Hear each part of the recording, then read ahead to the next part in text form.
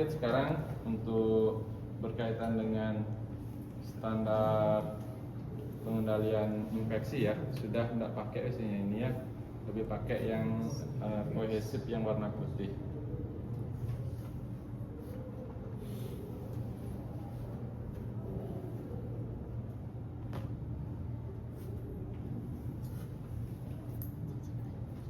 Pipe-nya sudah, yang pun sudah. Kalau bisa tambah ini ya, superla udah. Ini turun bagnya untuk penampung cairan. Kalau dia kita melakukan dekompresi ya. Tapi kalau kita tujuannya untuk diagnostik tidak perlu ini ya. Nah ini digunakan kalau kita untuk misalnya dekompresi untuk kumbah lambung, untuk apa namanya mengeluarkan cairan darah yang di lambung, kemudian kondisi intoksifikasi. Nah kalau untuk diagnostik, kemudian untuk pemberian nutrisi tidak perlu ada ini ya.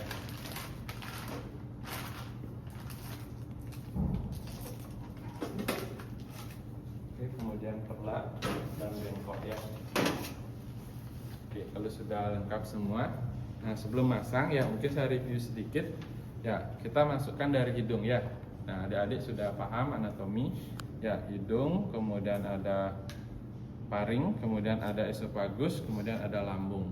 Nah itu saluran cerna atas ya, kemudian dari usus sampai kolon dan anus itu saluran cerna bawah gitu ya. Nah biasanya pendarahan cerna bagian atas, entah itu nanti di esofagusnya atau di lambung, ulkus misalnya, itu bisa menimbulkan pendarahan. Nah biasanya dia keluarnya harus lewat mulut, biasanya dekompresi ya. Tapi ada juga bisa masuk usus. Itu indikasinya kalau ada melena ya, pendarahan di daerah saluran cerna atas, itu biasanya kotorannya nanti warnanya hitam. Nah itu berarti indikasinya pendarahan saluran cerna bagian atas. Tapi kalau pendarahannya agak coklat atau ada darah segar, biasanya darah pencernaan saluran bagian bawah, biasanya daerah kolon atau daerah anus. Ya di sana kan ada sphincter, ada banyak pembuluh darah juga. Nah, itu biasanya pasien-pasien yang memiliki hemoroid ya, nah itu biasanya keluhannya berdarah, darahnya segar. Ya. Oke, kalau tidak ada kita siapkan ya. Ini stetoskop untuk cek nanti. Pertama-tama kita dekatkan alat ke pasien ya. Nah setelah di pasien, kita sapa pasiennya, misalnya Bapak Kadek ya namanya ya. Selamat pagi Bapak Kadek ya. Benar dengan Bapak Kadek Koplo gitu misalnya ya. Oke, nah boleh saya cek identitasnya. Nah cek gelangnya ya, nah, umurnya berapa, kemudian nama dan tanggal lahirnya, sesuaikan dengan catatan medis. Kemudian setelah sudah sesuai, tidak salah orang, baru kita perkenalkan diri lanjutkannya. Nah, perkenalkan saya dengan Kadek hari ini rencana Bapak dipasang selang MGT ya. Nah, silakan tujuannya sesuai indikasi. Nah, karena Bapak ini sulit menelan ya, dan nutrisinya kurang, kita bantu pasang selang. Nanti makanan dan minuman kita nanti berikan lewat selang ya Bapak ya, supaya cepat pemulihan. Atau misalnya pasca operasi laparotomi ya, itu juga operasi besar, biasanya lambung diistirahatkan supaya tidak makan keras ya. Nah, boleh pakai selang gitu, misalnya untuk memasukkan susu bisa. Atau pasien masih kesadarannya nggak bagus, sulit menelan, bisa juga, tergantung indikasinya nanti ya. Nah, kalau untuk diagnostik biasanya pasang sebentar udah dicabut, sampaikan juga, karena untuk mengaspirasi cairan di lambung, setelah diaspirasi ditentukan udah dilepas gitu ya.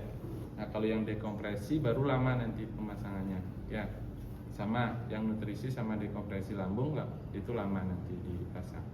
Oke, setelah sudah tujuannya, kemudian Bapak saya akan siapkan alatnya. Nah pertama pasang perlat dulu ya.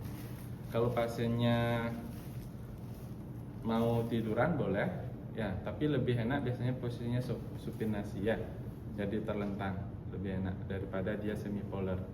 ya minta. Tapi kalau ada sesak, kalau pasiennya kooperatif tidak apa-apa, posisinya semipolar. Nanti sesuaikan dengan kenyamanan pasien. Nah, setelah itu pasang perlak atau handuk juga bisa. Kemudian dekatkan bengkok. Kemudian kita cuci tangan.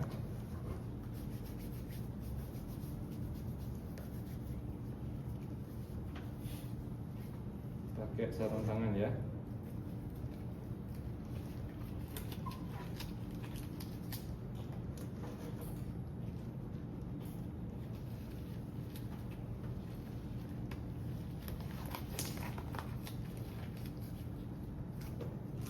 Dan buka, ini jangan tertutup ya, ambil.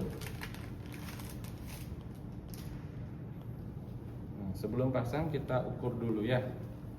Nah, ukur jangan disentuh.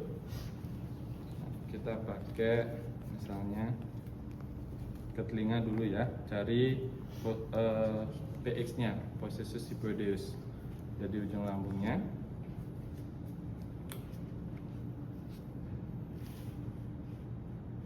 Nggak ada ini ya. Ya. Nah, kemudian dari sini kita bawa ke hidungnya. Nah, panjangnya sekitar di sini 55 ya. Boleh nanti lebihkan sekitar lagi 5 cm, berarti di angka 60. Oke, jadi tandai. Nah, setelah ditandai, kita lumasi bagian ujungnya dengan gel ya.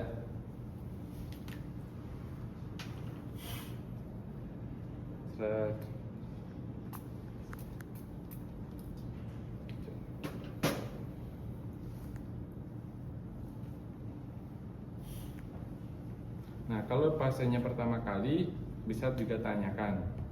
Ya kalau sudah kita ganti misalnya selang NGT-nya. Kalau dia sebelah kiri awalnya, boleh pilih sebelah kanan. Untuk apa?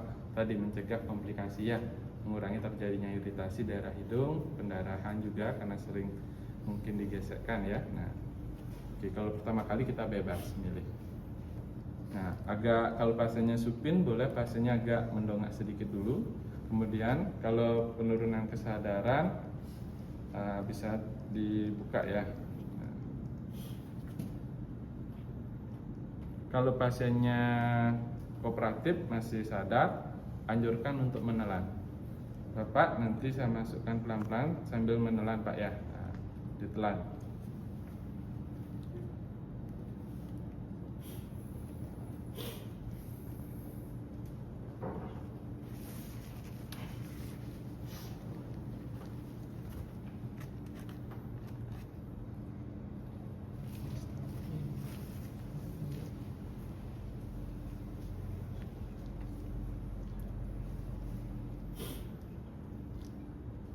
Ya, kalau ada tahanan rasanya boleh ditarik lagi, pasiennya nggak nyaman ya. Nah, kemudian berikan kesempatan pasien menarik nafas, rileks, kemudian masukkan lagi pelan-pelan sampai berhasil.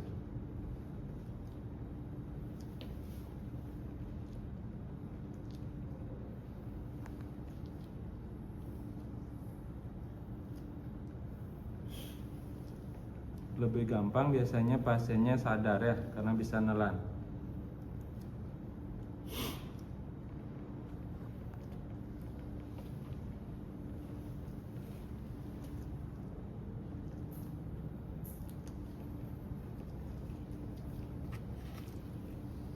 Oh, bersih sih.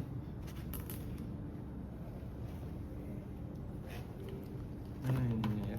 Ini ya, bagus. Ini.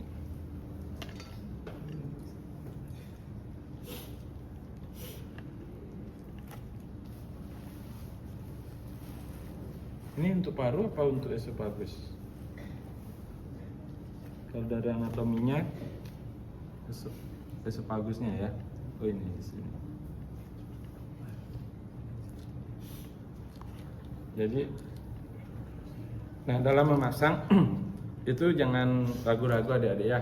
Pasang aja dulu kalau udah mau masuk. Kalau ada tahanan dicabut. Itu aja. Jangan ragu dia masuk ke paru atau masuk ke apa namanya ke lambung. Nah, kalau lambung berarti sekali pasang berarti sukses ya, nggak apa-apa. Tapi kalau enggak, nanti tarik aja pelan. Ya, kan dia ukurannya 60 ya atau 55. Nah, tariknya setengahnya aja, tarik. Kemudian kalau pasangnya udah nyaman, suruh nelen lagi.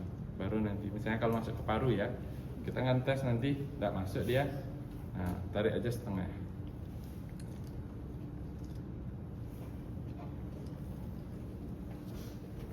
Ini ada tahanan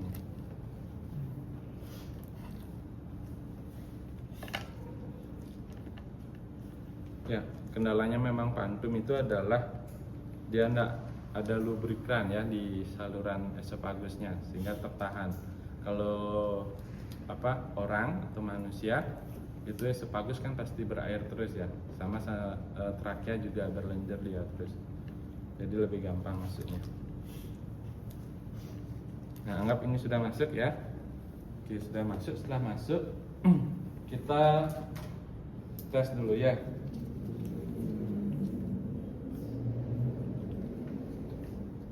Kalau ada asisten lebih enak, nanti ada satu yang tes, ada yang ini. Nah, siapkan udara 10-15 bisa ya, sesuaikan. Kemudian stetoskop kita letakkan di epigastrik.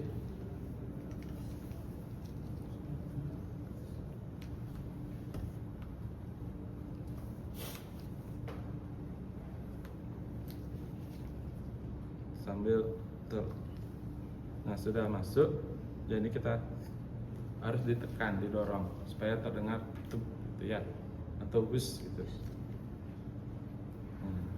Kalau masih ragu-ragu, boleh minta, biasanya di pasien tuh kan bawa gelas minum ya, isi air, pinjam aja. Nah, pasien, bapak atau ibunya, misalnya siapa yang menunggu pasien, bisa siapkan air isi air di dalam gelas, kemudian air dalam gelasnya itu kita masukkan. Kalau dia ada gelembung-gelembung udara berarti masuk ke paru-paru. Kalau enggak, udah pas berarti. Ya. Kalau sudah, baru kita fiksasi. Ya. Jadi karena sudah menyiapkan, tinggal ambil. Nah, plaster dia kupu-kupu ya dulu, yang kecil di daerah hidung.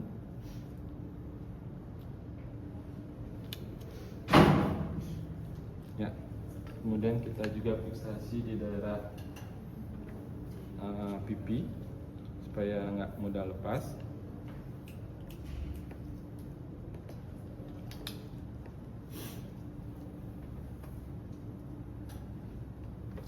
Kemudian ini diperkuat.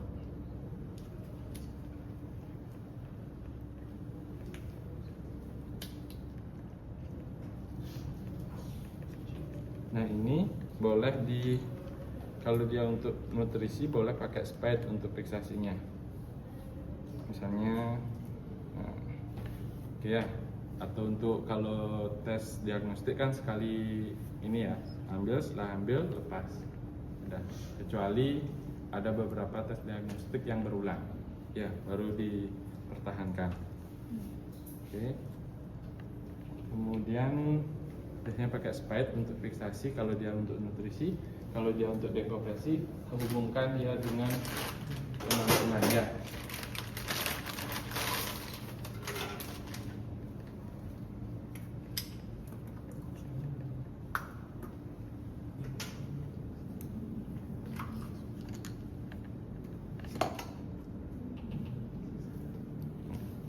Kemudian kalau kita nggak pas lagi kumbal lambung, boleh dikunci atau tetap dialirkan. Nah, ini nanti kita gantung di bed pasien ya.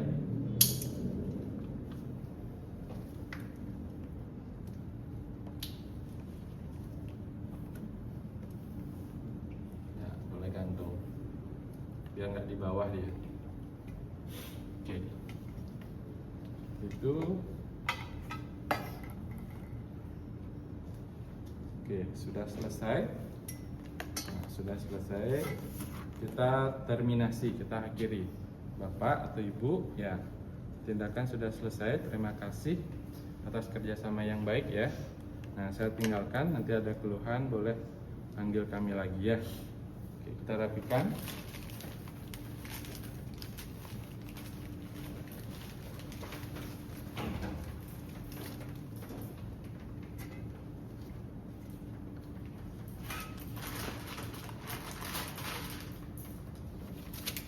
Kemudian lakukan dokumentasi tindakan ya di rekam medis bahwa sudah dipasang. Nah, kemudian di sini jangan lupa juga, mohon maaf tadi kelewat, isi tanggal ya, tanggal pemasangan. Biasanya untuk selang NGT 5-7 hari itu harus diganti untuk mencegah adanya terjadi pneumonia, kemudian tadi komplikasi yang lainnya, iritasi, perdarahan lewat hidung ya. Oke, itu untuk pemasangan. Ada yang mau bertanya, adik-adik? Itu kemudian kalau udah melepas biasanya kita nggak tes lagi sih ya, kan tujuannya melepas, kecuali mengganti nanti baru. Nah, jadi tinggal pakai ke pasien, bawa alat-alat terutama tong sampah ya, handscoon, kemudian hand pump, nah, cuci tangan.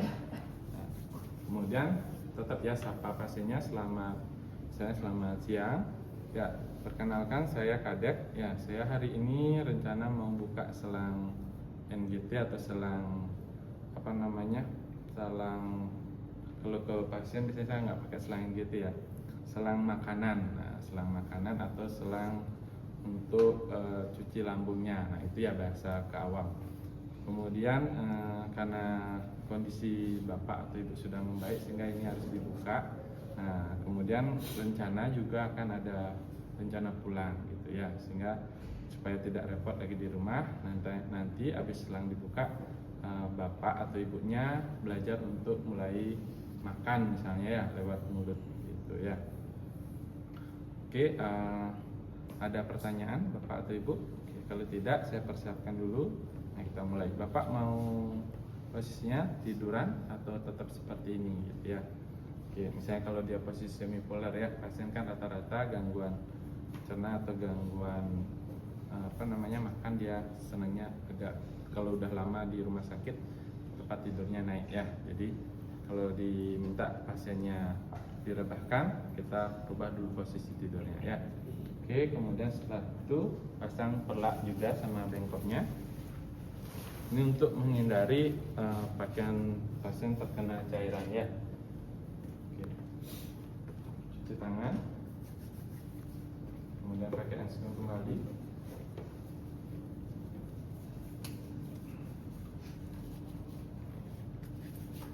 Jangan lupa bawa alkohol swab ya untuk membuka plasternya.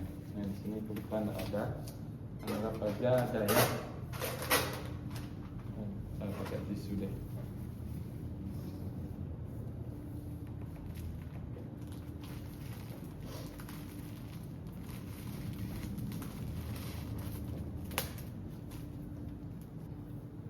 Ya. Perlahan-lahan buka dulu plasternya ya.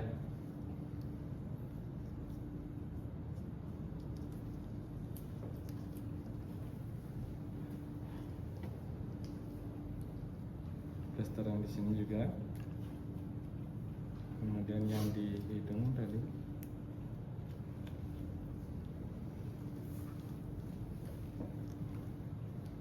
Sudah, kemudian kita tarik pelan-pelan ya. Bapak atau ibu, kita buka ya selangnya. Nah, digenggam ya. Nah, sudah. Dan ini semua kita taruh di sampah medis ya.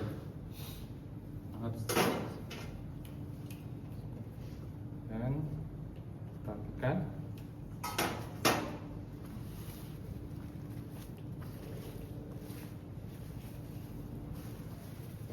Kalau ada sisa-sisa cairan di daerah hidung, kita bersihkan.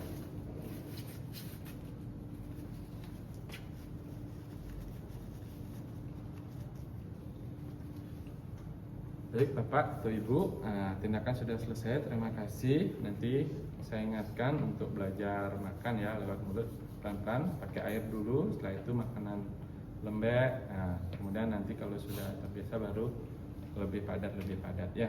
Oke. Ada pertanyaan? Kalau tidak saya cukupkan, saya tinggal dulu Bapak dan ya, selesai. Oke. Gitu.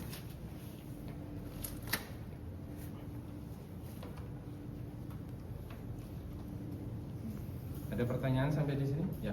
Ketika melepasin itu apakah bisa suruh pasien untuk buka mulut atau gimana? Enggak sih perlu. Ya. Sama lagi satu mas, ketika pemasangan kan diperiksa lubang hidung. Nah itu apa aja yang diperiksa? Apakah ada? Ya, yang tadi tanda-tanda kontraindikasi, misalnya apakah berdarah, ada polip atau ada hematoma, lebam-lebam di daerah maksilanya, nah itu kita hindari ya, atau konsulkan ke dokter spesialisnya, misalnya di bawah pengawasan penyakit dalam atau apa, nah apakah boleh dipaksakan, karena kan mungkin nanti kalau lebam itu resiko ada perdarahan. Oke, bagus. Ada lagi? Ya. Masih sama pertanyaannya kan yang infeksi, kalau misalnya dia pasiennya ada deviasi septum itu berarti nggak bagus? Deviasi septum yang penting dia tidak menghalangi, tidak masalah sih. Misalnya deviasinya akibat apa? Cedera atau Kadang kan memang ada yang itu bawaan lahir itu tidak masalah. kalau kayak gitu dipilih lubang yang lebih Ya, besar. yang lurus yang lebih mudah bisa.